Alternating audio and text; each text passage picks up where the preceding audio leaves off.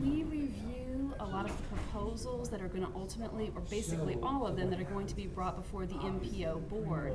Our job is to look at it from a citizen's point of view, propose alternatives, and just consider all of these projects that involve federal funding. And one of the projects that's very controversial is the TBX project, and you had some people speak today. What were they saying? We had a couple of citizens that came today, and one of them spoke about an issue which is air quality. Mr. Shirk, he's also a committee member here at the MPO, Jim Shirk.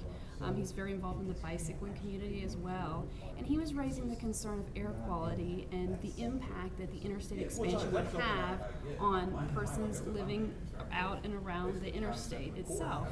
He expressed the concern that it could double the amount of, I'm not sure exactly how he put it, but anyway, he expressed concern about the increase of emissions as a result of the project.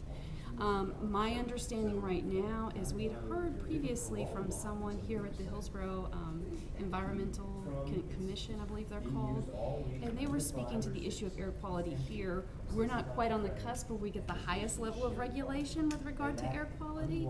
However, it remains an issue, and our main issue in Hillsborough County at this point when it comes to air quality is automobile emissions.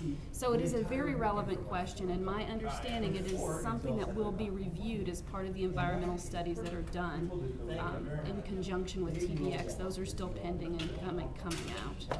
Where does the whole project, the TBX project, stand as far as if people are trying to change certain certain segments of it, or I know there's some people that are trying to stop it altogether. Where does that process stand?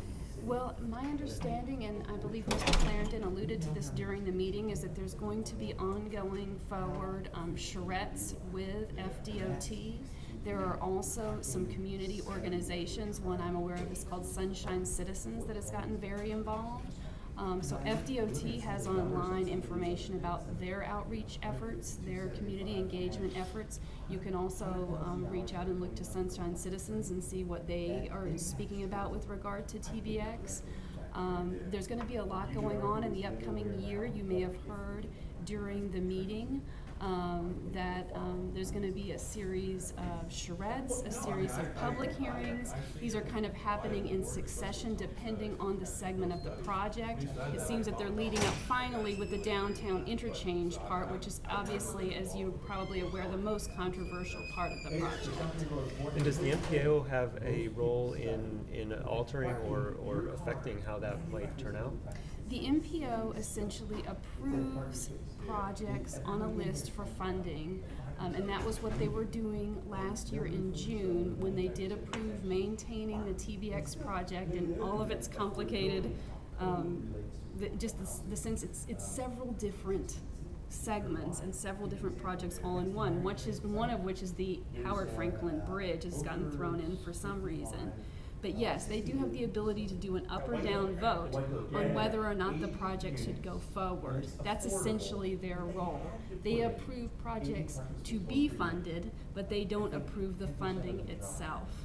So is that the last vote the MPO could take, or could they re-vote next time? My understanding is that this will be an ongoing process. The TBX project will once again be before them in the TIP for the following year. I know at some point the project gets to a certain point, and I don't think that we're there yet. I think you should speak to someone with more expertise than I do, where they may not be able to veto it. But my understanding now is that it is part of this year's TIP. It will be up for a vote on next year's TIP as well. That's the Transportation Improvement Program. And finally, you've already talked about Sunshine Citizen and already talked about the outreach that FDOT is doing. I got an email from someone on Sunshine Citizen that was concerned that FDOT's, this person called it like one-sided outreach, that they're not presenting the pros and the cons of TBX. Is that a concern to you? I have been concerned about the need for more of a community discussion of the pros and cons of the project. Not just how it would benefit a commuter, for example, but the need to really talk about what is this highway going to do in the neighborhoods? What's it going to look like on a street level? I personally would like to see a drawing, you know, so we're gonna have this big interstate. I want to see it with a little bungalow next to it and all of that. And I think people should be able to have the opportunity to really understand what's going to be built before it's built. I feel that that would give them the more effective way to have input. The community discussions that have gone forward, I feel, have been more about, okay, we're building this thing, what can we do to make it a little better for you?